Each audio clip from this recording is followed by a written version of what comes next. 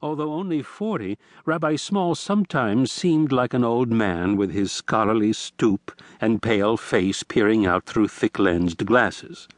And sometimes, as now, he seemed like a small, stubborn boy who has been naughty and refuses to say he's sorry. She persisted. "Aren't you ever going to ask for a raise, David?" He smiled and said gently, "Look, Miriam, for me to ask for a raise is demeaning." "But it's a business arrangement," she said. "You have a contract." "Sure, so I'll go about it in a business-like way, when the time comes." "And what do you call a business-like way?" "When I can say that I want more money or else I leave.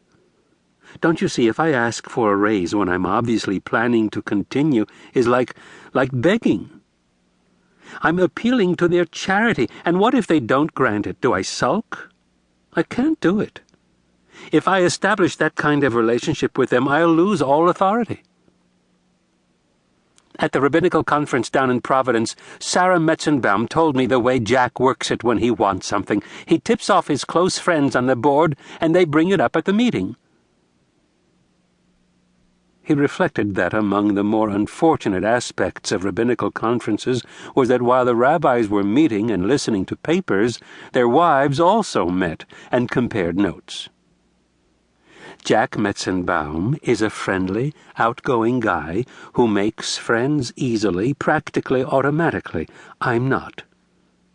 You've got to work at it. It means socializing with them, dining with them. So what's wrong with that? How many of our board members have kosher homes where we could eat? And I don't play golf. Chester Kaplan and his group all have kosher homes. That's all I need to show partiality to Chester Kaplan, he scoffed. As it is, most members of the board think I always side with the Orthodox group. Then what's the answer? You won't ask for a raise, and you don't have anyone to ask for you. If they haven't thought of giving you one on their own up till now, they're not likely to in the future. He saw that she was worried and upset, and he thought it best to mollify her. "Oh, I'll work out something. Don't worry about it." But she was not to be put off. "Considering the ground rules you've laid down, I'd like to know how."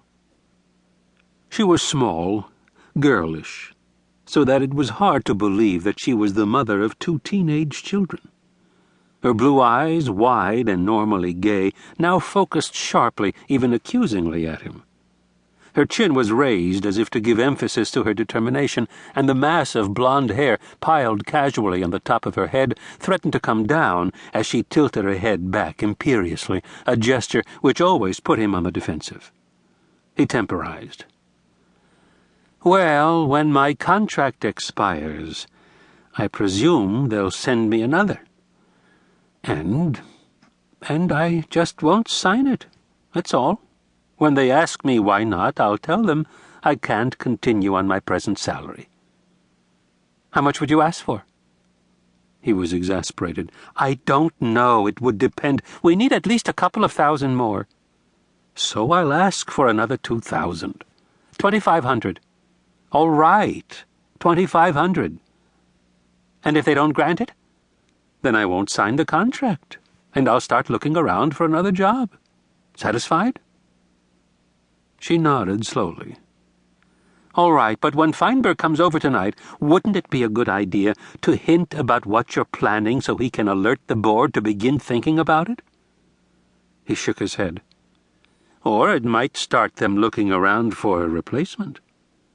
Then you'd at least know where you stood, and you could start looking before your contract expires." "Look, Miriam," he said patiently, "I don't know why he is coming over or what he wants to talk about. But if the occasion arises, all right. If he talks about a big surplus in the Treasury that he wants my advice how to spend, I'll mention the board might consider raising my salary. Satisfied?" The back door opened and then shut with a bang. From the kitchen came the strident voice of their daughter, Hepzibah, 13, rosy-cheeked and blonde but unfashionably short and stocky. "Jonathan is a pig," she announced. "He got a lift from